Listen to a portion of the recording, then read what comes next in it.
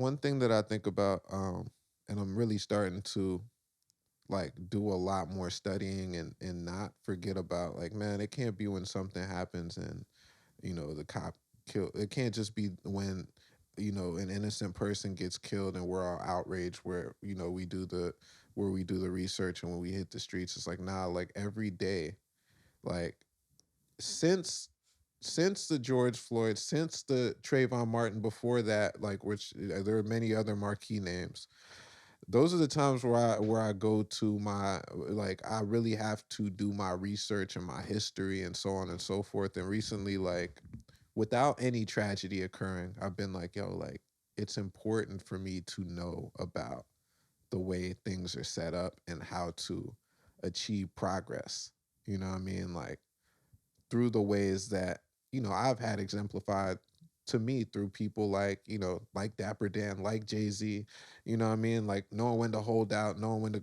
But one of the things that I thought about just in general is like, I like to put myself in the context of, like, for example, right, when the civil rights movement was happening, there were people who decided to come out and there were people who decided to stay home. Yeah.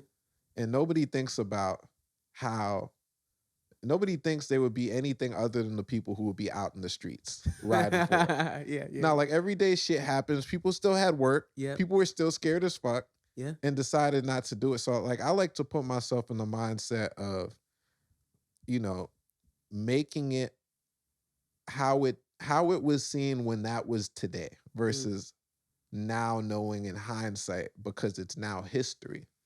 So, one of the things that I think about often, like you said, there's certain things that are blatantly obvious and we're being denied basic human rights and rights of business. Most importantly, now is the way that they use to oppress us.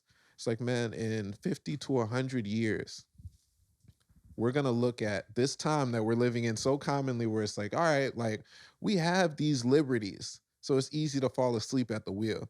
But if we make the progress that we need to in 50 to 100 years, our kids should say, damn, it's crazy. Like, they was really not letting black people conduct business. Like, damn, it's crazy. They was really locking niggas up. Mass incarceration was this, and it was an extension of slavery. Like, Facts. it's really crazy. They had to, you know what I mean? People were living in project housing and Ye- it looked like this. It looked like a prison. And it's like, yo, in 100 years, yes, we are gonna look at these times very similarly to the way we looked at the 60s. Facts. It's just gonna be the progress, and the time in between is gonna indicate what those exact things actually are. But in those times, if you don't know a life outside of that, you're gonna find the pockets that you can call liberties. Facts.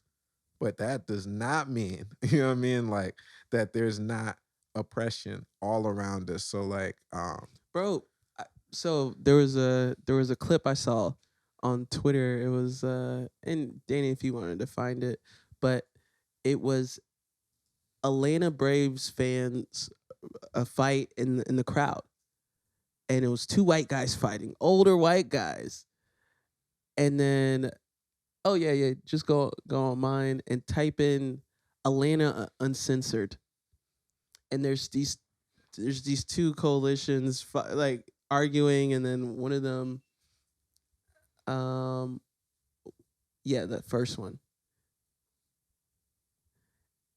and there's randomly like a black dude trying to like stop the fight, but he's like kind of still minding his business. He's chilling, and the video fast forwards, and the police finally come to like arrest people who are fighting. Guess who got arrested?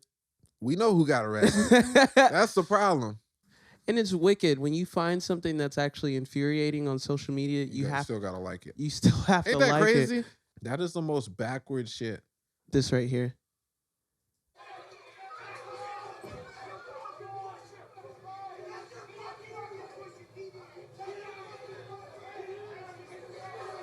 So you see the our young black Braves fan in the back just chilling, Just chilling.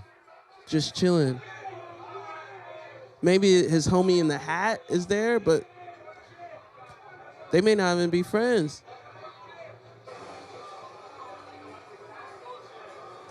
And he's leaving in cuffs? That's crazy. So and you can pause it now. Obviously, the video skips. So there's some context that we don't have.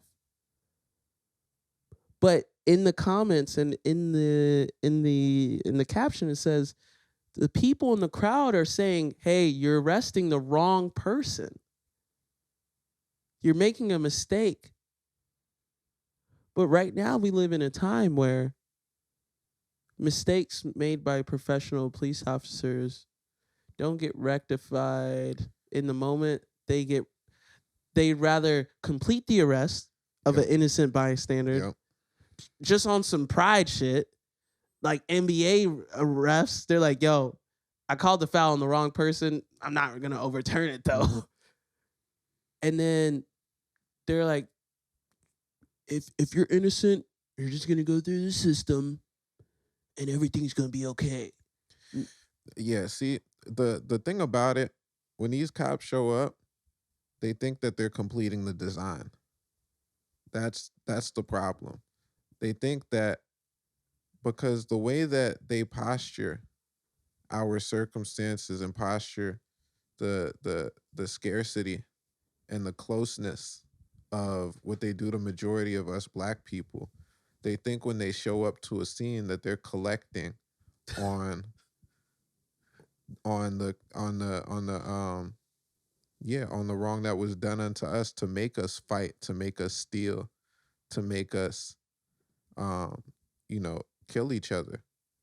So they don't ask any questions because they think, oh, like this is designed to have you do this, and by the time you make the reaction that this is the case, we're Facts. just coming to scoop you up and take you home, Facts. which Because is fucked up. this is the home that's been designed for you.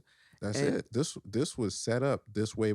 Like, bro, you know it's bugged out watching fucking Squid Games. If everybody's talking about Squid Games, let's talk about the part where they where they episode 2. yeah, where somebody was missing food. I don't even know. Oh, okay, okay. I'm talking about where they created scarcity. Where Yep. someone was missing food, and then they told them that there was no rules, Yep. and niggas was fighting and killing each other, Yep. and that was the game. Yep. That is most of our lives. Now, thank Facts. God, you know what I mean? Like, I thank God that I'm not in that environment because I couldn't even speak on it as clearly and see what was going on as clearly from the inside of that. And for people who make it out of that, you're entirely different. You're a fucking anomaly Facts. because nobody should be able to get through that process and then have the conscience to know exactly what happened to them and still have to live life And survive and know that it's still happening to other people, to loved ones, friends, family, and beyond. So it's like, this game is ugly, man. This game is fucking it's ugly. And you know, one of the craziest things when you brought up Squid Games, which I thought you were going to talk about, was after after after episode 1, at the end of episode 1 and episode 2, when they come back to the loading room or whatever, and they're like, "Yo, let's vote to get out of here." Mm-hmm. And they barely one vote that led to them getting out, obviously by a certain character. And life was so bad on the outside Mm-hmm. that the motherfuckers who got out, it was like, "Yo, bring me back in." Doesn't that sound familiar? That sounds like That's- people's real lives. It sounds like people going to prison, coming back, and then still, you know what I mean? Like, it's kind of crazy. People find structure in prison. Yes. Like, it takes them away from what they had to deal with on a regular basis, even though it's worse. Or even some would say, like, yo, like, man, like, look at the way they build the project buildings and look at the way the prison looks. They're training you for prison. They're getting niggas ready for prison.